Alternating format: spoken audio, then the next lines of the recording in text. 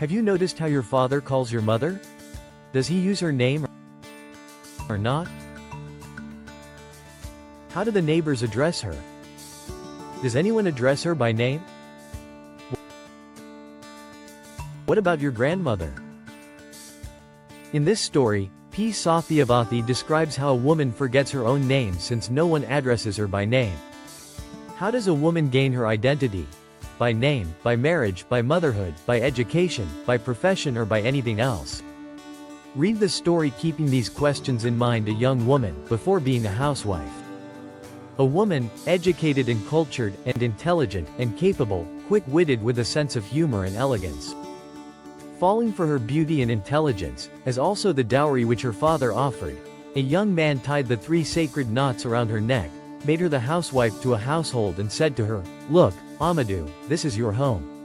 Then the housewife immediately pulled the end of her sari and tucked it in at the waist and swabbed the entire house and decorated the floor with Mugulu designs. The young man promptly praised her work. "You are dexterous at swabbing the floor, even more dexterous in drawing the Mugulu. Sabash, keep it up."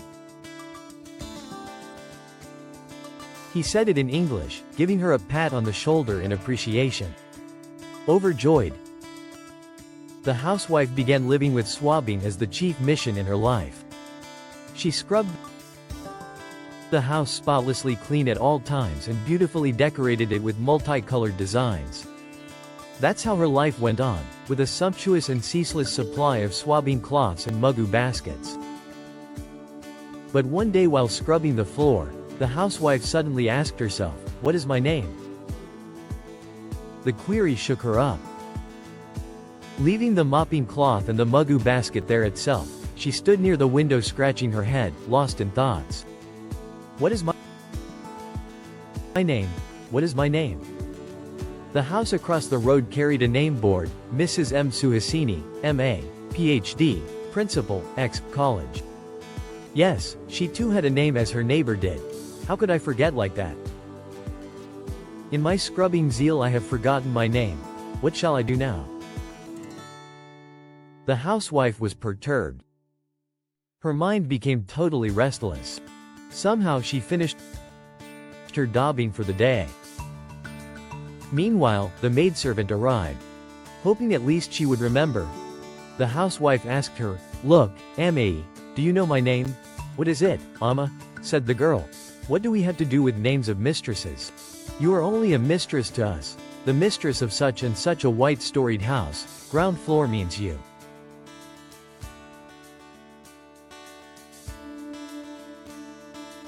"Yes, true, of course. How can you know, poor thing?" thought the housewife. The children came home from school for lunch in the afternoon. At least the children might remember my name, the housewife hoped. "Look here, children, do you know my name?" she asked. They were taken aback. "You are Amma.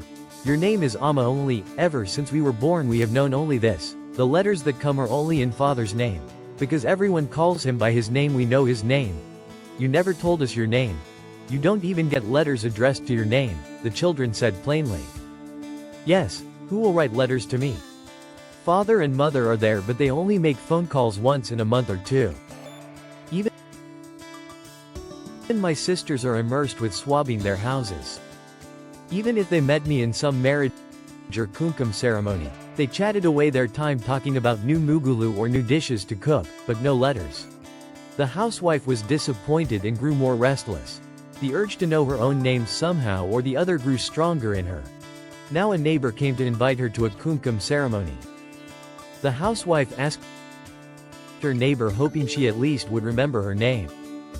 Giggling, the lady said, "Somehow or other I haven't asked your name nor have you told me." Right hand side, white storied house, or there she is, that pharmaceutical company manager's wife. If not that fair and tall lady, that's how we refer to you, that's all. That's all that the other housewife could say. It's no use. What can even my children's friends say? They know me only as Kamala's mother or some auntie.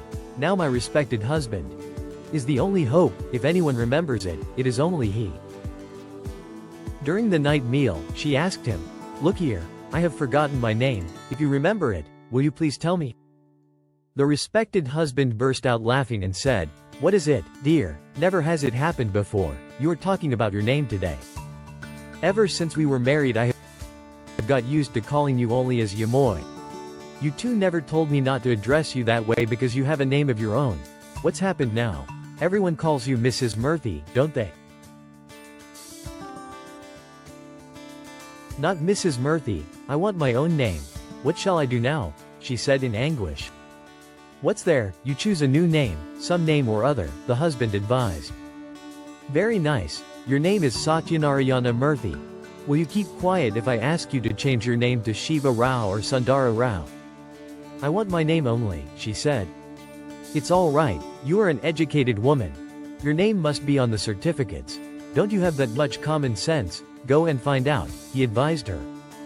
The housewife searched frantically for her certificates in the Almirah, Patu saris, chiffon saris, handloom saris, voile saris, matching blouses, petticoats, bangles, beads, pearls, pins, kumkum barinas, silver plates, silver containers to keep sandalwood paste, ornaments, all things arranged in an orderly fashion. Nowhere could she find her certificates. Yes. After marriage she had never bothered to carry those certificates here. "Yes. I haven't brought them here. I shall go to my place, search for my certificates and inquire about my name, and return in a couple of days." She asked for her husband's permission. "Very nice. Must you go just for your name or what? If you go, who will scrub the house these 2 days?" said her lord. Yes, that was true, because she scrubbed better than the others. She had not allowed anyone else to do that job all these days. Everyone was busy with their own respective duties. He had his office, poor things, the children had their studies to take care of. Why should they bother about this chore? And she had been doing it all along. They just didn't know how to do it, of course. But still, how to live without knowing one's name? It was all right all these days since the question had not occurred to her. Now it was really hard to live without a name. "Just for 2 days you manage somehow or other, until and unless I go and get my name, I shall find it difficult to live," she pleaded with her husband and managed to get out of the house. "Why, dear daughter, have you come so suddenly? Are your children and husband all right? Why have you come alone?" Behind affectionate inquiries of the father and the mother there was a strain of suspicion. Recollecting immediately the purpose of her visit, the housewife asked her mother most pitifully, "Amma, tell me, what is my name?" "What is it, Amma? You are our elder daughter. We gave you education up to BA and got you married with 50,000 rupees as dowry. We took care of your 2 deliveries. Each time we alone bore the expenses of the maternity home. You have 2 children. Your husband has a good job. A very nice person, too. Your children are well-mannered. It's not my history, Amma, it's my name I want. At least tell me where my certificates are." "I don't know, child. Recently we cleaned out the Almirah of old papers and files and arranged some glassware in their place. Some important files we kept in the attic. We shall search for them tomorrow. Now what is the hurry? Don't worry about them. Take a good bath and have your meal, child," said the housewife's mother. The housewife took a good bath and ate her meal, but she could not sleep. While scrubbing the house, humming happily, joyously, and making mugulu, she had never thought that she would have to face so many difficulties like this by forgetting her own name. Dawn broke, but the search for the certificates among the files in the attic had not ended. Now the wife asked everyone she met. She asked the trees, the anthills, the pond, the school where she had studied, the college. After all the shouting and the wailing, she met a friend, and succeeded in recovering her name. That friend was also like her, married, and a housewife like her, but she had not made swabbing the sole purpose of her life. Scrubbing was only a part of her life. She remembered her name and the names of her friends. This particular friend recognized our housewife, Sarada. "My dear Sarada," she shouted and embraced her. The housewife felt like a person, totally parched and dried up, about to die of thirst. Getting a drink of cool water from the new earthen koja poured into her mouth with a spoon and given thus a new life. The friend did indeed give her a new life. "You are Sarada. You came first in our school in the 10th class. You came first in the music competition conducted by the college. You used to paint good pictures too. We were 10 friends all together. I meet all of them some time or other. We write letters to each other. Only you have gone out of our reach. Tell me why are you living incognito?" Her friend confronted her. "Yes, Pramila, what you say is true. Of course I'm Sarada. Until you said it, I could not remember it. All the shelves of my mind were taken up with only one thing. How well I can scrub the floors. I remembered nothing else. Had I not met you, I would have gone mad," said the housewife named Sarada.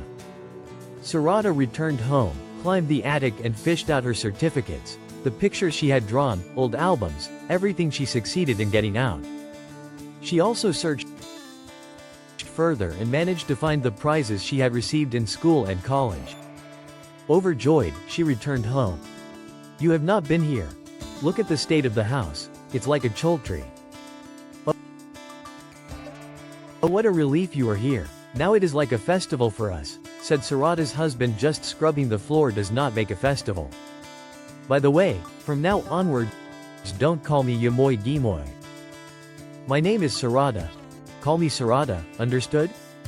Having said that, she went inside, humming joyously. Sarada, who had always cared so much for discipline, keeping an eye on every corner, checking if there was dust, making sure things were properly arranged each in its correct and respective order, now sat on the sofa which had not been dusted for the last 2 days. She sat there showing the children an album of her paintings that she had brought for them.